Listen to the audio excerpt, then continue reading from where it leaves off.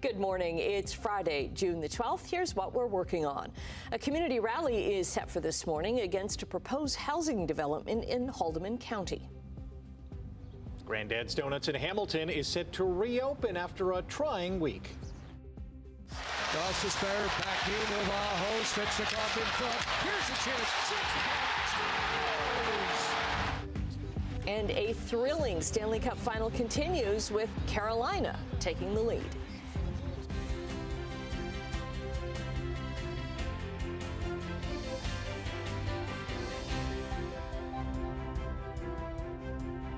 Thanks for joining us. We're going to let Brian take the lead right now in weather because we're getting a little bit of a break from all this humidity. Yes. It's going to be a little cooler today, and not quite so much as far as a humidex is concerned today.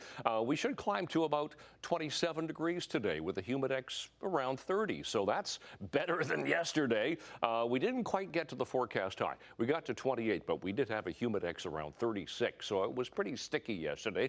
Now, we have started this Friday morning with a shower. We had a shower rumble through about an hour or so ago. It didn't really get too many thunderstorms, but there were some embedded to the west of us, but some showers. Now we're getting a partly cloudy sky, so the sun is already up. We'll see some sun. Now there's chance of showers still lingering this morning, and then we should start to see some clearing by about noon, so it'll become sunny and a nice bright sunny start to our Saturday tomorrow. So cooler temperatures, yeah, but we're 21 right now, with a humidex already of 28. So it's a warm start to our Friday morning here. Friday. All right, let's check what's happening on the roads. 403 and Waterdown Road, nothing doing there. So that looks good. That's our exclusive camera. Do some MTO traffic cameras. We'll just give you a brief look at the QEW Centennial Parkway. Nothing there. Top of the Burlington Skyway Bridge looks pretty good, but we have problems going through Mississauga, and it's all because of lingering construction. Look at that. Everybody's still forced over to one lane going through Cawthra, so it's backlogged all the way back to Mississauga Road, and it is slow going through Cawthra here because it's just construction. All right, we will focus in on details on traffic coming up, and of course, the forecast for the weekend in a few minutes. Right now, the news. Thanks very much, Brian. A community rally is set for this morning in Jarvis against a massive proposed housing development in Haldimand County. The plan would see about 10,000 homes built over the next 50 years on land next to Stelco's Lake Erie Works in Nanticoke. A minister's zoning order is up for public review for the next month. The community, though, is very divided about the plan, with many concerned about losing jobs and the added costs. The developers say in an email that each phase of growth would happen over decades so that community infrastructure can be planned and funded along with it. Toronto police are looking for a second suspect after one of their officers was shot to death. 43-year-old Constable Mark Pinizzotto was part of the Toronto Police Emergency Task Force. He was shot while executing a search warrant in an apartment building as part of an investigation into multiple shootings, including one at the U.S. consulate back in March. This officer left his family to make the city a safer place. He deserved to go home to them. There are no words that can ease the pain of the family. Their grief is shared across this entire city. I'm not sure what more to say. There's a very heavy sorrow. This is the second death of a police officer in Ontario this week. On Tuesday, 29-year-old OPP Constable Tarun Bali was hit by a vehicle in the Northern Ontario community of Hearst. U.S. President Donald Trump called off a planned attack on Iran last night after claiming during a tele-rally with supporters that the war is over.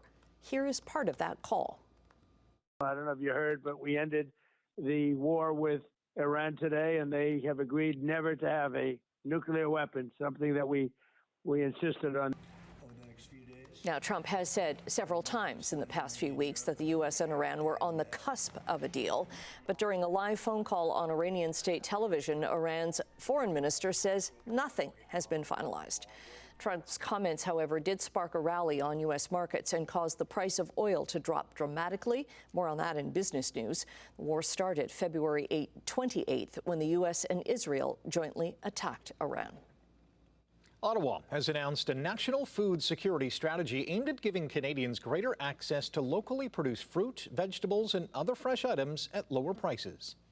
There's more than $3 billion in this strategy of investment to tackle the challenges in our food system through targeted measures and investments to help create more affordable, sustainable, and resilient food supply chain.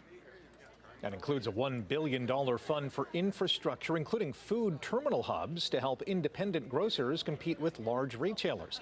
The plan also includes $750 million for greenhouses and hydroponics to grow more fruits and vegetables in the country year-round, and plans to remove expensive regulatory barriers. A Senate committee is calling for changes to labor laws to reduce the risk of strikes and lockouts disrupting Canada's transportation network. Their report recommends bringing several federal mediators into bargaining talks earlier when a dispute could threaten the national interest. It also proposes giving Cabinet the authority to order binding arbitration in cases where a work stoppage could significantly damage the economy. Canadian Labour Congress opposes the recommendations. They argue it would weaken collective bargaining rights and undermine the right to strike. The federal government is opening applications for a $330 million fund to service infrastructure projects in southern Ontario. Municipalities, not-for-profits, and Indigenous organizations can apply for funding to build community centres, recreation facilities, parks, trails, or cultural spaces, anything that residents and families can use. It's part of the local impact stream of Ottawa's Build Community Strong Fund. It promises $1 billion over 4 years for local developments across the country. Projects starting before March 31st of next year must apply by July the 9th. A family of four has been rescued from a ride at a Six Flags amusement park in St. Louis, Missouri. 2 children and 2 adults spent nearly 3 hours stuck on a ride called the Sky Screamer. Six Flags staff had tried to manually lower the ride, and when that didn't work, firefighters were called in to do a high-angle rescue, climbing up the middle of that ride. You can kind of see them there to get to the people that were trapped. They'd actually trained for rescues on this same ride last year. This rescue had a time element to it, though, because a powerful thunderstorm was headed their way. For the first time, a rare case of Lyme disease has been detected in New York State. The U.S. Centers for Disease Control and Prevention says a person got sick in June of last year and tested positive for the disease. The patient was given antibiotics and made a full recovery. State health officials collected ticks from a wooded area near their home. Multiple deer ticks tested positive for a rare bacteria that's linked to often severe cases of Lyme disease. The bacteria in this case had previously only been found in Minnesota and Wisconsin. It's also different from the bacteria that's found in Lyme disease cases in Ontario. This has been a trying week for Granddad's Donuts, but the Hamilton Donut Shop is ready to reopen again this morning.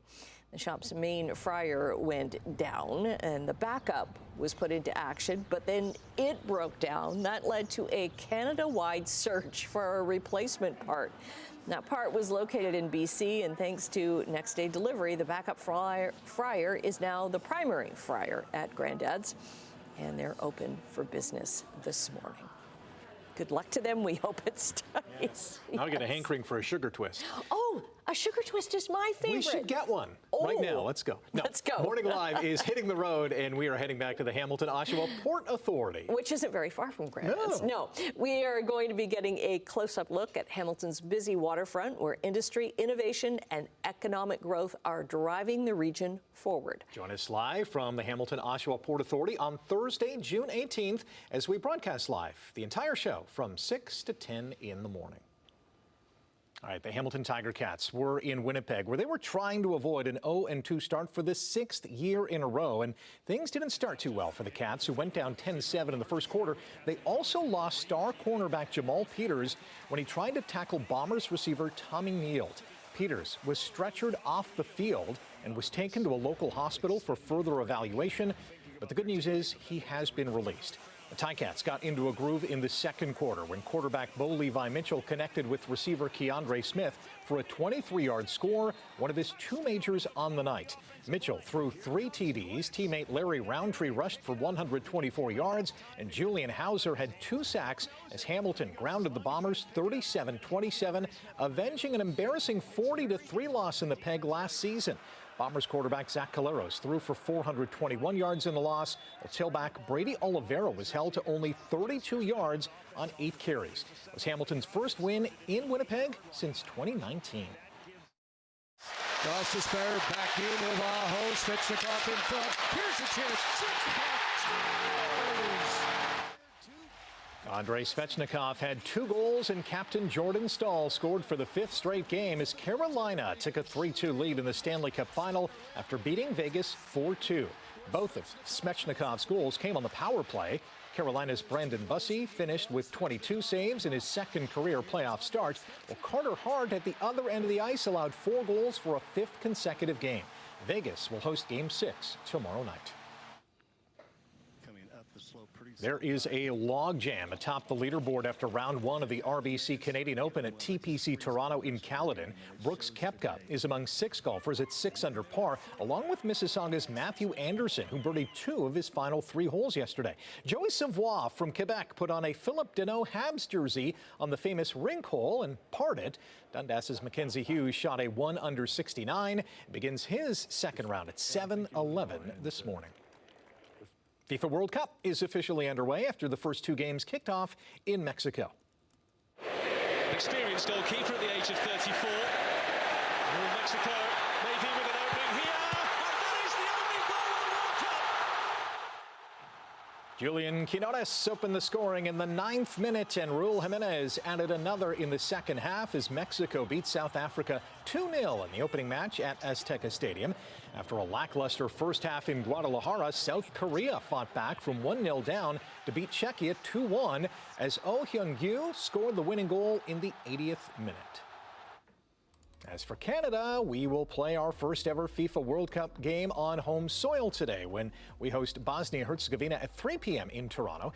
The Canadians will also be looking for their first win at a World Cup, and they got some good news yesterday when defender Moise Bombito returned from injury and remains on the squad. The U.S. opens its tournament tonight at 9 against Paraguay in L.A. The Welland Jackfish exploded for 8 runs in the first inning and held on to beat Brantford 15-11 in Canadian Baseball League action. Jonah Weisner and Ethan Mann each drove in 3 runs for Welland, while Andrew Savage hit a homer and had 6 RBI for the Red Sox. Welland visits London tonight, while the Hamilton Cardinals host Brantford tonight at 7:35 at Bernie Arbor Stadium. All right, 6:12. It's the 12th morning of June, but more important, it's Friday. All right, let's get you into traffic here this morning.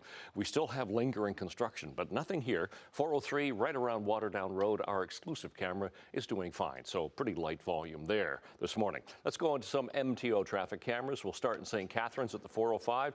There's some sun, but you are going to notice some wet roads. We did have a line of precipitation roll through about 5 o'clock this morning. Nothing at Grays Road. We'll check the base of the Burlington Skyway. East of Royal Windsor looks good. Toronto bound heading away from us on that shot. Still some lingering construction, and actually there's a lot of lingering construction, not only here going through Mississauga, but all the way through Toronto. The construction hasn't been cleared up, but this is a huge backlog, and it goes all the way back to Mississauga Road as everybody still has to squeeze over to one lane to get through here at Cawthra. So quite a slowdown there. All right, let's get to temperatures. What we have as we start off this Friday morning. Our temperature at this hour, we're steady at 21 degrees, and it is mostly cloudy right now. As I said, we had that line of showers go through about 5 o'clock. They've pushed off to the east now. 21 feels like 28 degrees. The winds are picking up from the southwest now, but at least we have a little bit of sunshine trying to poke out for school today.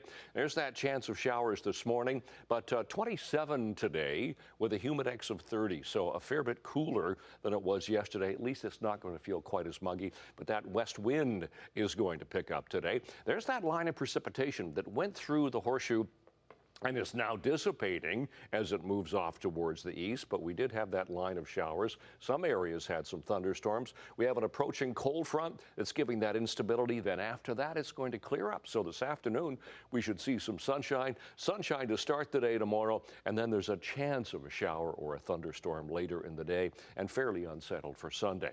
But today, temperatures 27, 28 degrees. So around to a slightly cooler than we had yesterday, but at least the humidex will be a fair bit less. Tonight, the skies will clear. It's going to be much more comfortable overnight, 15, 16, 17 tonight.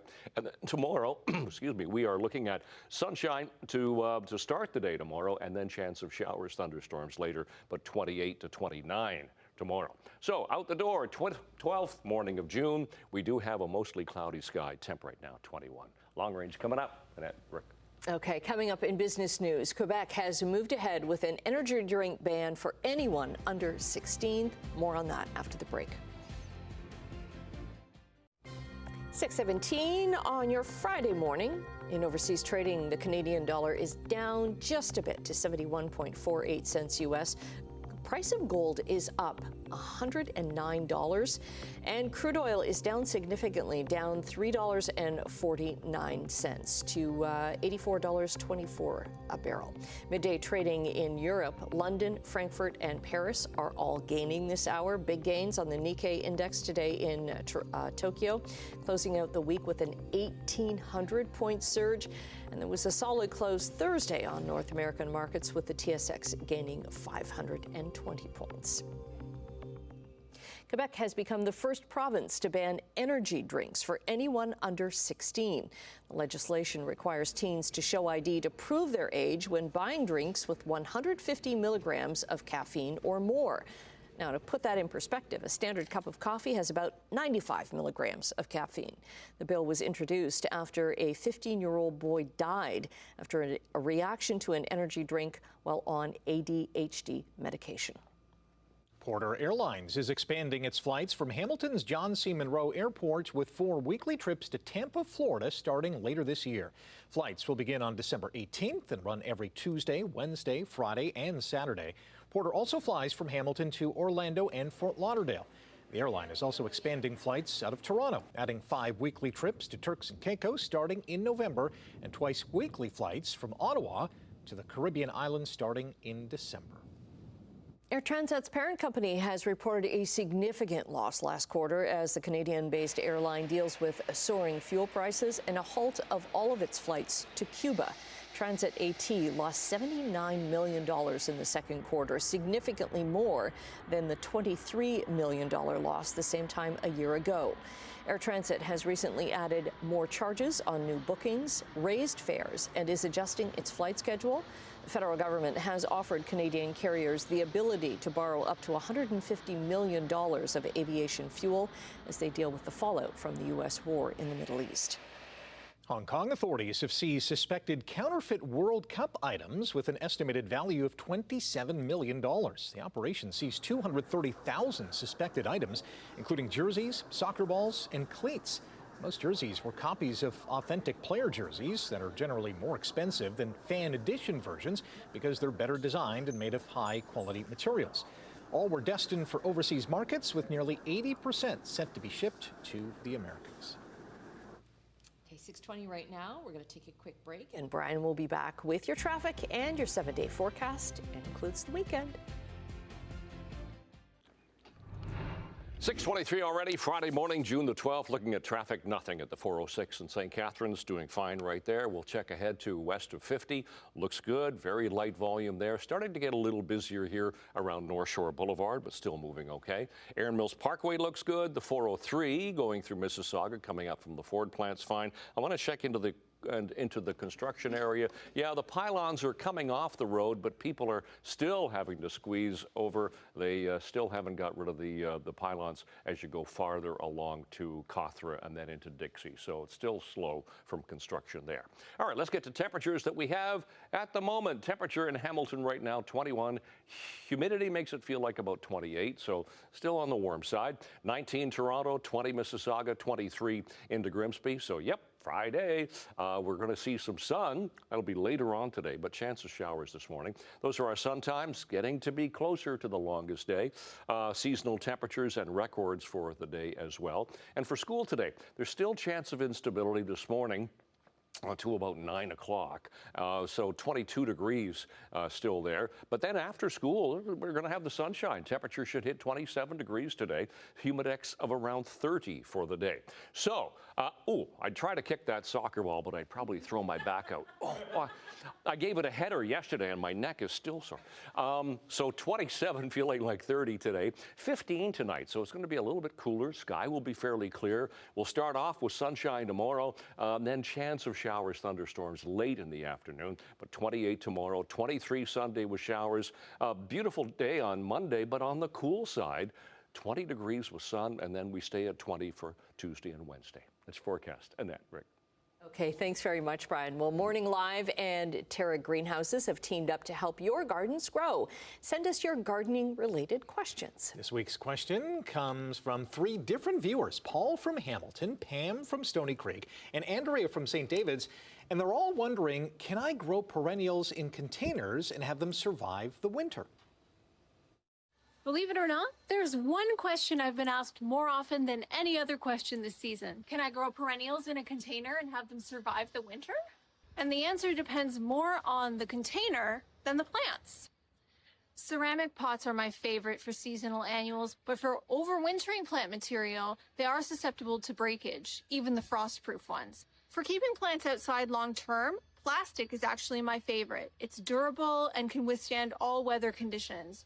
A second favorite is fiber clay. It's lightweight, easy to move around, which is important when we're talking about overwintering a plant. So when a plant is in a small volume of soil, it's more susceptible to cycles of freezing and thawing, and that's what's going to kill it.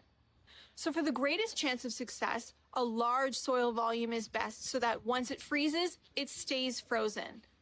The plants that offer the greatest chance of success are the hardiest ones. Some of the toughest plants, like hosta and heuchera, offer long-term color with foliage. Or some longer blooming perennials you can try include things like salvia or perennial sage and catmint. And if it's possible, consider moving your container into a shed or a garage over the winter for the greatest chances of success. Good advice. Submit your questions to chch.com/askagardener, and your question could be answered right here on Morning Live. Be watching Friday mornings at 6:25 for more tips from gardening expert Chris Moretti.